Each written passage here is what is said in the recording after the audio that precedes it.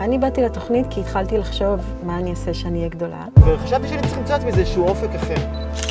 אז תוכנית מאוד מתאימה לאנשים כמוני. רובם עובדים בצורה כזו או אחרת בתעשייה, בתפקידים שונים. כולנו למדנו קולנוע. אני להגיד שהכיתה מרתקת.